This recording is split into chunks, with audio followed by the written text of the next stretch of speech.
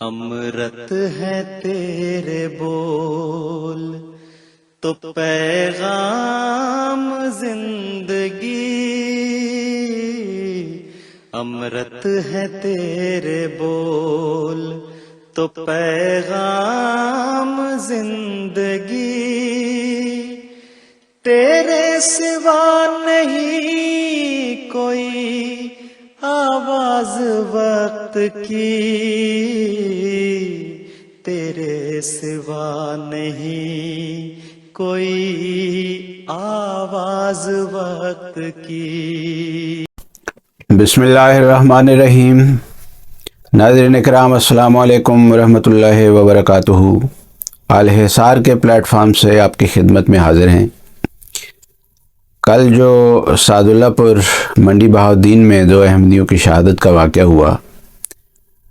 تو اس کے بعد ایک ایسی اذیت اور کرب کی کیفیت تھی کہ خیالات کو مجتمع کرنا بہت مشکل تھا،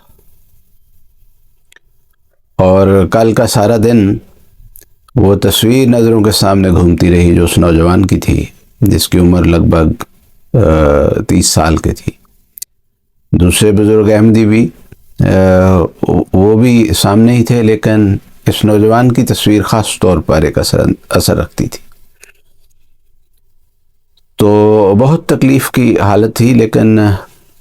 رات گزری، صبح ہوئی تو سوچا کہ مسیح موعود علیہ السلام کے کلام کو پڑھتا ہوں۔ تو جب حضرت مسیح موعود علیہ السلام کے کلام کو پڑھنا شروع کیا تو وہاں یہ شعر ملا جس نے ایک اطمینان عطا کیا، ایک سکون عطا کیا، اور خیالات کچھ مجتمع ہونے لگے۔ اور وہ شعر مسیح موعود علیہ السلام کا یہ ہے، فرمایا جو مر گئے انہی کے نصیبوں میں ہے حیات، اس راہ میں زندگی نہیں ملتی بجز ممات۔ کہ بظاہر جن کو تم مرے ہوئے سمجھ رہے ہو، جو مر گئے ہیں، تو وہ مر نہیں گئے، بلکہ وہ ایسے بانصیب لوگ ہیں، ایسے بڑے نصیب والے ہیں کہ زندگی انہی کا حصہ ہے، کیونکہ یہ وہ راہ ہے جس کو تم نے اختیار کیا ہے کہ اس میں زندگی بغیر موت کے نہیں ملتی۔ تو حضرت مسیح موعود علیہ السلام کا یہ شعر پڑھنے کے بعد قرآن شریف کی اس آیت کی طرف بھی دھیان گیا کہ جہاں فرمایا جو شہداء ہیں ان کو مردہ نہ سمجھو، وہ زندہ ہیں اور خدا کے حضور رزق دیے جاتے ہیں، اور اصل زندگی تو انہی کی زندگی ہے۔ دوسرا خیال جو آتا رہا وہ یہ تھا کہ کیا جو پہلے احمدی شہداء کے ساتھ واقعات ہوئے ہیں، اور جس طرح کا ظلم کیا گیا ہے اور ریاست کی طرف سے جس طرح انصاف کو ہر موقع پر بائی پاس کیا گیا ہے، تو کیا اس دفعہ بھی یہی ہوگا؟ کیا اس دفعہ بھی دن دہاڑے یہ ظلم کرنے والے بچ نکلیں گے؟ تو پھر حضرت مسیح موعود علیہ السلام ہی کے کلام سے یہ چیز ملی۔ آپ نے فرمایا اس جہاں کا کیا کوئی داور نہیں اور دادگر، پھر شریر نفس ظالم کو کہاں جائے فرار۔ یعنی اگر تو ایسا ہو کہ اس دنیا کا کوئی خدا نہ ہو، تو پھر تو اس بات کو سوچا جا سکتا ہے کہ شریر نفس ظالم جو ہے وہ اپنا ظلم کرنے کے باوجود کوئی جائے فرار اس کو مل جائے گی، لیکن اگر اس دنیا کا کوئی خدا ہے تو پھر ایسا ممکن نہیں ہے، اور اس دنیا کا داور اور دادگر خدا آج صرف جماعت احمدیہ کا خدا ہے، جو ایک زندہ خدا پر ایمان رکھتی ہے، اور جس زندہ خدا کی قدرتوں کو ہم نے اپنی زندگی کے ہر لمحے میں دیکھا ہے۔ اور صرف یہی نہیں کہ اس کے فضلوں اور رحمتوں کو اپنے اوپر دیکھا ہے، بلکہ ظالموں کو سزا دیتے ہوئے بھی اس کو دیکھا ہے،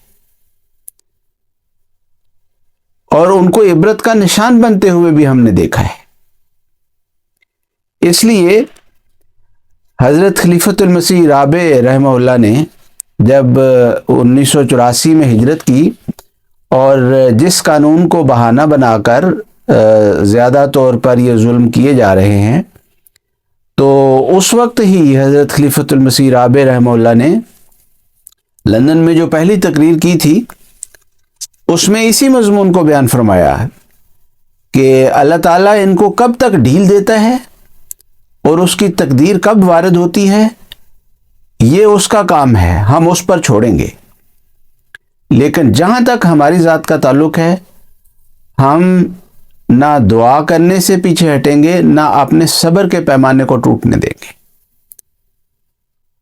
اور وہ الفاظ حضور کے ہی سننے سے تعلق رکھتے ہیں، تو آئیے حضور رحمہ اللہ کے الفاظ میں آپ کو سناتے ہیں کہ وہاں حضور نے کیا فرمایا۔ ہم نے تو ایسی پلاننگ کرنی ہے کہ 100 سال 1000 سال بھی اگر مسلسل قربانیاں دینے پڑیں تو دیتے چلے جائیں گے، اور نہ اللہ کی تقدیر سے شکوہ کرنا ہے، نہ ظالموں کی طرف دیکھنا ہے کہ وہ ہم پر رحم کریں، صرف اور صرف خدا پر نظر رکھنی ہے، اور پلاننگ ایسی کرنی ہے کہ مسلسل محنت کے ساتھ بغیر تھکے اپنا کام کرتے چلے جائیں اور خدا کا کام خدا پہ چھوڑیں۔ مالک پہ جب چاہے گا اس کا فیصلہ آئے گا، اور جب اس کا فیصلہ آیا کرتا ہے تو بڑے بڑے قوموں کے پہاڑ بھی ٹکنا شروع ہو جایا کرتے ہیں۔ طاقت نہیں ہوتی کسی دنیا کی طاقت، کسی کی مجال نہیں ہو جاتی، تو خدا کی تقدیر کے سامنے روکنا کے کھڑا ہو جائے۔ تو یہ جو دھمکیاں پاکستان کے مختلف حصوں میں خصوصاً پنجاب اور کراچی میں دی جا رہی ہیں کہ اگر کسی احمدی نے عید کی نماز پڑھی یا کسی احمدی نے قربانی کا کوئی جانور ذبح کیا تو اس احمدی کو ذبح کر دیا جائے گا اور اس کو الٹا لٹکا دیا جائے گا۔ یہ دھمکیاں جس طرح پر کھلے عام دی جا رہی ہیں، اور جس طرح جلسوں میں پبلک ریلیز میں ان کو تلواریں لہرا لہرا کر دی جا رہی ہیں، اور انتظامیہ اور پولیس کی موجودگی میں دی جا رہی ہیں، اور ساری حکومتی مشینری جو ہے وہاں پر موجود ہوتی ہے، انٹیلیجنس ایجنسیز والے بھی موجود ہوتے ہیں۔ تو ان سب کی موجودگی میں یہ جو سب کچھ ہو رہا ہے اور یہ سب دھمکیاں دی جا رہی ہیں خون خرابہ کرنے کی، اگر یہ کسی دنیاوی تنظیم کے خلاف اس طور کی کھلے عام کسی ملک میں دھمکیاں ہوں تو اس تنظیم کے لیے زندگی ایک عذاب بن جائے اور وہ تتر بتر ہو جائیں۔ یہ ابھی ہم نے کچھ عرصہ پہلے دیکھ لیا کہ ذرا سا حکومتی مشینری نے ایک سیاسی پارٹی کے اوپر کریک ڈاؤن کرنا شروع کیا تو لوگ غائب ہو گئے، اور ابھی تک بہت سارے لوگ جو ہیں وہ غائب ہیں اور سامنے ہی نہیں آ رہے۔ ایک تو وہ ہیں جن کو غائب کر دیا گیا، ایک وہ ہیں جو خود غائب ہو گئے۔ تو یہ تو بہت معمولی سی بات تھی، کسی نے کسی پبلک ریلی میں اس طور پر تلواریں لہرا لہرا کر ان کے خلاف کوئی اس طرح کی دھمکی نہیں دی تھی۔ تو واقعتاً اگر دنیا کی کوئی تنظیم ہو اور اس کو یہ پتہ ہو کہ اس دنیا کا کوئی داور اور دادگر نہیں ہے تو ان کے لیے پھر جینا محال ہو جائے۔ لیکن جو خدا والے ہوتے ہیں وہ ان دھمکیوں سے نہ کبھی پہلے ڈرے ہیں اور نہ کبھی آئندہ ڈریں گے، اور اس کے پیچھے بھی ایک فلسفہ ہے، ایک ریزن ہے۔ وہ اپنا جان و مال سب کچھ پہلے ہی خدا کے حضور فدا کر چکے ہوتے ہیں۔ لوگ جب احمدیت میں داخل ہوتے ہیں تو داخل ہونے سے پہلے ان کو بہت اچھی طرح یہ بتا دیا جاتا ہے کہ یہ وہ رستہ نہیں ہے جہاں پھولوں کے ہار پڑیں گے، یہ قربانیوں کا رستہ ہے، جس کے متعلق قرآن شریف نے بڑا کھول کر بتا دیا ہے کہ کیا وہ لوگ جو ایمان لائے ہیں وہ انہوں نے یہ گمان کر لیا ہے کہ وہ فتنوں میں نہیں ڈالے جائیں گے اور آزمائے نہیں جائیں گے۔ آزمائشیں آئیں گی، فتنے آئیں گے، اور ان کے جان و مال ان سے چھین لیے جائیں گے، لیکن اس کے باوجود وہ ان تمام خطرات کی آنکھوں میں آنکھیں ڈال کر پھر احمدیت میں داخل ہوتے ہیں، اور جو پہلے سے احمدی ہوتے ہیں وہ بھی ان تمام خطرات کو دیکھتے ہوئے ہر لمحہ وہ احمدیت پر قائم رہتے ہیں۔ اور یہی نہیں بلکہ جوں خطرات بڑھتے چلے جاتے ہیں اور جوں یہ دھمکیاں ان کے اندر ایک انٹینسٹی پیدا ہوتی ہے اور وسعت پیدا ہوتی ہے اور شدت پیدا ہوتی ہے، تو یہ دھمکیاں جو ہیں یہ جماعت مومنین کو ان کے پائے ثبات میں لغزش نہیں آنے دیتی، بلکہ ان کو اپنے ایمان پر مزید مستحکم کرتی ہیں۔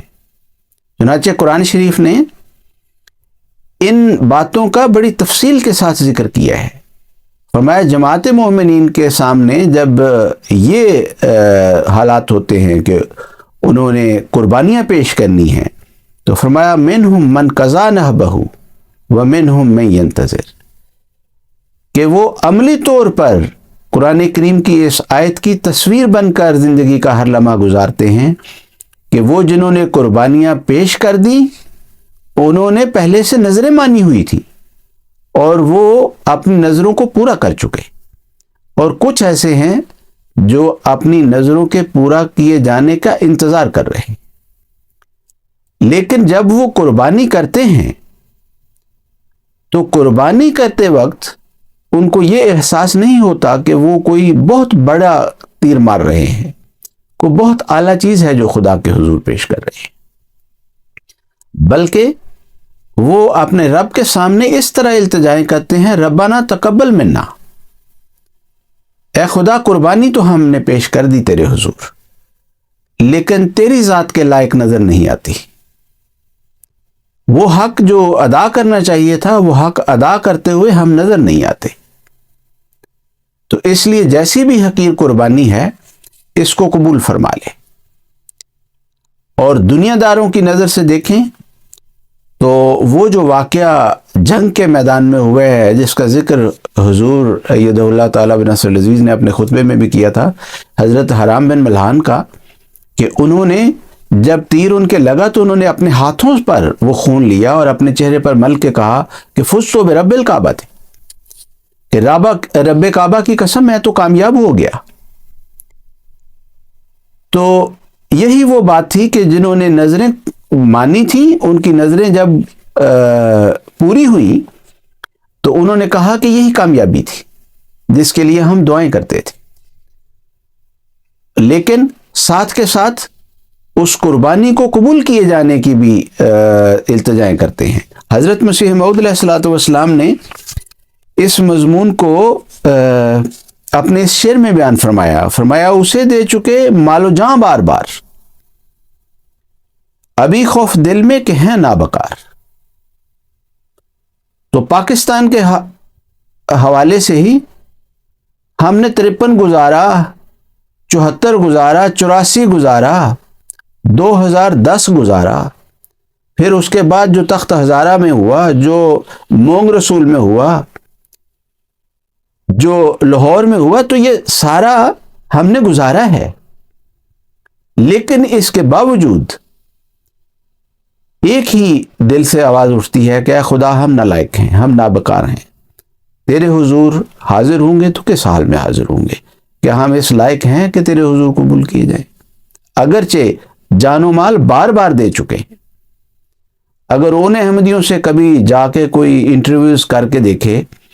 جن کو 53 میں یا 74 میں یا 84 میں یا اس کے بعد جن کے گھر جلائے گئے اور جن کے افراد کو شہید کیا گیا، تو اس کو معلوم ہو جائے کہ جماعت احمدیہ کس طرح کے لوگ ہیں اور حضرت مسیح موعود علیہ الصلوۃ والسلام نے کس طرح کی جماعت پیدا کی ہے، اور یہ کتنا عظیم الشان معجزہ جو ہے مسیح موعود علیہ السلام نے پیش کیا ہے۔ سب سے بڑا معجزہ مسیح موعود علیہ الصلوۃ والسلام کا جماعت احمدیہ کا وجود ہے، اور جماعت احمدیہ کے عادات اور خصائل ہیں اور کردار ہے۔ تو سعد اللہ پور میں جان کی قربانی پیش کرنے والے، یہ ان کے سامنے کوئی پہلا واقعہ تو نہیں ہوا. ان کے سامنے جیسا کہ میں نے ذکر کیا ہے، یہ جس کی عمر کوئی اراؤنڈ 30 سال ہے یا جس کی عمر 60 سال ہے، ان کے سامنے ہی یہ 53 74 اور 84 اور اس کے بعد کے واقعات ہوئے ہیں. تو یہ خوف زدہ تو نہیں تھے. خوف میں ہوتے تو احمدیت چھوڑ جاتے. جتنے احمدی ایک واقعہ میں تم نے شہید کیے ہیں، اتنے احمدی ان پورے پچھلے 50 60 70 سالوں میں جب سے پاکستان بنا ہے مرتد ہوئے تمہارے پاس نہیں ہے. اور وہ جو مرتد ہوئے ہیں وہ اس وجہ سے نہیں ہوئے کہ ان کو ساروں کو جان کا خوف پڑ گیا تھا. تو یہ اگر انفرادی شہادتوں کو الگ کر کے، تو جو میسیکر ہوتا ہے جہاں پر اجتماعی طور پر لوگوں کو شہید کر دیا جاتا ہے، اس کا ایک ڈیفرنٹ امپیکٹ ہوتا ہے. وہ ایک ٹیرر کریٹ کرتی ہیں، ایک دہشت کریٹ کرتی ہیں. لیکن اس دہشت کے نتیجے میں بھی نہ کوئی احمدی بچے، نہ بوڑھے، نہ جوان، نہ عورتیں، نہ مرد، کوئی احمدیت سے طائب تو نہیں ہوئے، احمدیت سے منحرف تو نہیں ہوئے. احمدیت کو تو انہوں نے نہیں چھوڑا، بلکہ حضرت مسیح موعود علیہ الصلوۃ والسلام کے الفاظ میں انہوں نے اپنی وفاداریوں کا اپنے رب کے ساتھ اس طور پر اظہار کیا، فرمایا تیرے بن ہے میری جان، یہ زندگی کیا خاک ہے. تیرے بن ہے میری جان، یہ زندگی کیا خاک ہے، ایسے جینے سے تو بہتر مر کے ہو جانا غبار. احمدی کوئی تصور نہیں رکھتے خدا کے ساتھ اپنا تعلق کاٹ کے. نہ محمد رسول اللہ صلی اللہ علیہ وسلم سے اپنا تعلق کاٹ سکتے ہیں. اس لیے جتنی مرضی سختیاں کر لے، حکومت کر لے، ریاست کر لے، ادارے کر لیں، عوام کر لیں، یہ دہشت گرد تنظیمیں کر لیں، احمدیوں کو خدا اور اس کے رسول سے کاٹ نہیں سکتے کسی طور پر بھی. کیونکہ جن کے پاس پیغام یہ ہے کہ ایسے جینے سے تو بہتر مر کے ہو جانا غبار، وہ کہاں خدا کو چھوڑنے والے ہیں. انہوں نے یہ سارا کچھ پڑھ کے سمجھ کے احمدیت کو قبول کیا ہوا ہے. حقیقت یہ ہے کہ اس وقت جو ایک لہریں مخالفت کی ری لانچ کی گئی ہیں اور جو نفرت انگیز مہمیں شروع کی گئی ہیں دوبارہ سے جماعت کے خلاف، اس کی ڈائمینشنز بہت مختلف ہیں. اور جو منصوبہ ساز ہیں انہوں نے سمجھا ہے کہ اب ہم نے اتنی ڈائمینشنز میں اس مخالفت اور نفرت کی آگ کو بھڑکایا ہے کہ اب احمدیت کا بچنا مشکل ہے. اگر ان ڈائمینشنز کا ہی ہم صرف ذکر کریں تو آپ دیکھیں کہ جتنے بھی واقعات انڈیویجولی ہو رہے ہیں شہادتوں کے، اس میں ایک خاص عمر اور خاص برانڈ کے بچے ہیں جن کو استعمال کیا جا رہا ہے. 16-17 سال کے بچے، اور جو اوپر بھی ہوتا ہے اس کی عمر بھی پھر کاغذات میں رد و بدل کر کے اور اس کو مائنر ڈکلیئر کروانے کی کوشش کرتے ہیں. تو یہ مدرسوں کے بچے ہیں، ان کو استعمال کیا جاتا ہے. پھر جو علماء سو ہیں وہ اپنی تقریروں میں، اپنی تحریروں میں جماعت کے خلاف نفرت پھیلاتے ہیں، اشتعال پھیلاتے ہیں. اور تو اور وکلاء اور ڈاکٹر بھی اس میں شامل ہیں، یہ تنظیمیں بھی شامل ہو گئی ہیں. سوشل میڈیا اور سوشل میڈیا پر جو انفلوئنسرز ہیں وہ بھی اپنا حصہ ڈال رہے ہیں. جو مین سٹریم میڈیا ہے وہ بھی اپنا حصہ ڈال رہا ہے. جو دکاندار ہیں وہ بھی اپنا حصہ ڈال رہے ہیں. عوام الناس کو بھی کہا جا رہا ہے کہ احمدی دکانداروں سے تم نے سودا نہیں خریدنا، اور دکانداروں نے لکھ لکھ کر بورڈ لگائے ہوئے ہیں کہ احمدیوں کو سودا نہیں دینا، اس مارکیٹ میں احمدیوں کا داخلہ ممنوع ہے. تو یہ جو ملٹی ڈائمینشنل ایکٹیویشن ہے فیکٹرز کی کہ مختلف عوامل جو ہیں ان کو ایکٹیویٹ کیا گیا ہے جماعت کے خلاف، تو یہ ایک ملٹی ڈائمینشنل مہم جو ہے اس کو شروع کیا گیا ہے. لیکن اس کے ساتھ ہی وہ ادارے جن کو ایکٹیویٹ ہونا چاہیے تھا ان کو ڈی ایکٹیویٹ کیا گیا ہے. ریاست کے وہ ادارے جن کی ذمہ داری ہے کہ وہ شہریوں کے مال و جان کی حفاظت کریں اور پروٹیکشن مہیا کریں، وہ ادارے ٹوٹلی ڈی ایکٹیویٹڈ ہیں. اور صرف ڈی ایکٹیویٹڈ نہیں ہیں بلکہ احمدیوں کے خلاف ایکٹیویٹڈ ہیں. مثلا پولیس کا ادارہ ہے، تو پولیس کی طرف سے احمدیوں کو نہ صرف یہ کہ کسی قسم کی کوئی حفاظت مہیا نہیں کی جاتی، بلکہ پولیس احمدیوں کو نہتہ کر کے ان درندوں کے سامنے پیش کرتی ہے. اور جب کسی احمدی کی شہادت ہو جاتی ہے تو اس کے بعد جب وہ درندے جو ہیں ان کے خلاف ایف آئی آر درج کروانے کی کوشش کی جاتی ہے تو پولیس کی طرف سے بہت سٹرانگ ریزسٹنس سامنے آتی ہے. مسلسل پولیس اس بات پر ریزسٹ کرتی ہے کہ ایف آئی آر میں جو اصل وجہ ہے قتل کی وہ نہیں لکھنی. وہ وجہ قتل سوائے اس کے اور کوئی نہیں ہوتی کہ یہ بندہ احمدی ہے، ہم نے اس وجہ سے اس کو قتل کیا ہے. اور قاتل مان رہا ہوتا ہے کہ میں نے صرف اس کو اس وجہ سے قتل کیا ہے، لیکن اس کے باوجود پولیس کی طرف سے ریزسٹنس ہوتی ہے کہ نہیں نہیں نہیں نہیں یہ نہیں لکھنا. اور بہت مشکل پیش آتی ہے پولیس کو اس بات پر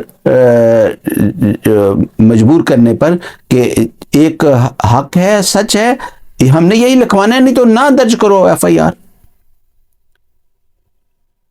تو پولیس اس طور پر نیگیٹولی ایکٹیویٹڈ ہوتی ہے. دوسرا ادارہ ہے میڈیا کا، جن کو آج کل بڑی وہ ایک لگی ہوئی ہے آگ کہ ہمارا جو فریڈم آف ایکسپریشن ہے وہ کسی طور پر کمپرومائز نہیں ہونا چاہیے. ہمارے خلاف کسی قسم کا کوئی قانون نہیں بننا چاہیے کہ ہمارے اوپر کوئی لمٹس ہوں کہ ہم نے کیا کہنا ہے اور کیا نہیں کہنا. میڈیا کا ادارہ اس حد تک کنٹرولڈ ہے اور ڈی ایکٹیویٹڈ ہے کہ جب کسی احمدی کی شہادت ہوتی ہے تو مجال ہے کہ میڈیا میں سے کوئی جو میڈیا ہاؤس ہے وہ اس کی رپورٹنگ کرے اور بتائے کہ یہ احمدی ہیں، ان کو احمدی ہونے کی وجہ سے شہید کیا گیا ہے. ایسے محسوس ہوتا ہے کہ جیسے یہ پیدائشی طور پر اندھے، بہرے اور گونگے ہیں اور کلیتاً بلاک آؤٹ کرتے ہیں ان خبروں کا، اور پھر اپنے لیے ان حقوق کا مطالبہ کرتے ہیں کہ ہم آزادی اظہار رائے پر کسی قدغن کو قبول نہیں کریں گے. تو ایسا نہیں ہو سکتا. خدا کی بھی ایک تقدیر ہے جو چلتی ہے. تو یہ جو ریزسٹنس ہے، یہ جو ایکٹیویشن ہے اور ڈی ایکٹیویشن ہے، اور یہ جو مختلف چینلز کو جماعت کے خلاف استعمال کرنے کے لیے ایکٹیویٹ کیا گیا ہے اور ملٹی ڈائمینشنل مہم جو شروع کی گئی ہے، اس کے نتیجے میں جو منصوبہ ساز ہیں وہ یہ سمجھتے ہیں کہ یہ جنگ انہوں نے جیتنی ہے، جبکہ آسمان کا خدا جو ہے اس نے مسیح موعود علیہ السلام کو خبر دی ہے کہ نہیں، یہ جنگ انہوں نے نہیں جیتنی، ان کے مقدر میں سوائے ناکامی اور نامرادی کے اور کچھ نہیں.